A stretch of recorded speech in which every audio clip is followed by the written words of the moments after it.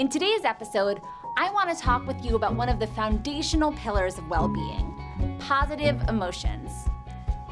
Hello, and welcome to Positive Lawyering, a series designed to help you harness science-backed insights from positive psychology to enjoy greater satisfaction and sustainable success in your life and law practice. My name is Jordana Confino, and I am delighted to be accompanying you on this journey. While people are often quick to dismiss this topic as trivial, positive emotions are actually really powerful and important beyond just making you feel good in the moment. This is illustrated by the broaden and build theory of positive emotions. Researchers have shown that when we experience positive emotions, our brains are flooded with dopamine and serotonin, resulting in the broadening of our awareness in a way that makes us more creative and open-minded and better problem solvers. For example, students who are instructed to think about the happiest day of their life before taking a math test significantly outperformed their peers. And doctors were 20% quicker and more accurate at diagnosing complicated patients when they were primed to feel happiness by being given a small bag of candy. Crazy, right?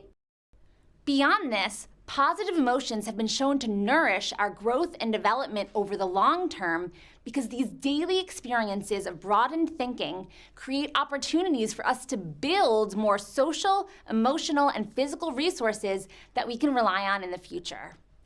And these resources ultimately lead us to experience more positive emotions, generating a positive upward spiral. So how can you experience more positive emotions? Well, the options are really limitless. You just have to be looking for opportunities and open to seizing them when they arise.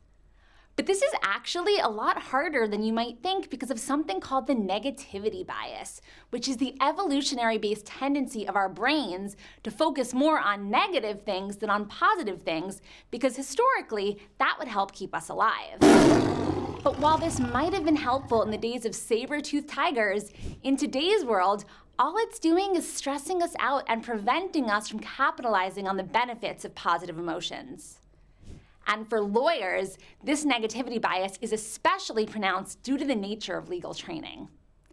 We're literally trained to scour every document and scenario for flaws and faults, identifying all possible problems and mistakes, and anticipating every negative thing that could conceivably go wrong.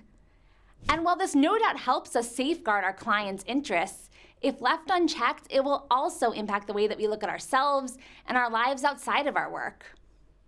Fortunately, however, the science shows that it is possible to rewire our brains to help us shift out of issue spotting mode when it's not serving us, so we can focus on and appreciate the many good things in our lives. But rather than just telling you how this works, I'd like to show you. So I'd love for you to pause the episode for a minute and write down 3 good things that happened in the past 24 hours. They can be as momentous or as minor as you want them to be. Anything from you just had a major win at work to the sun is shining today. All done? Pretty easy, right? Well, this amazingly simple exercise has a remarkable track record of producing long-lasting positive results. In a landmark study, participants were asked to perform this exercise each night before bed for 1 week, and then they were followed for 6 months. The results were startling. Happiness increased dramatically, and depression, even severe cases, dropped significantly. And these changes endured for 6 months following that week-long intervention. The key finding of this study, and numerous others that have replicated it, is that the daily identification of good things, or things for which we are grateful, does not simply provide an immediate infusion of happiness.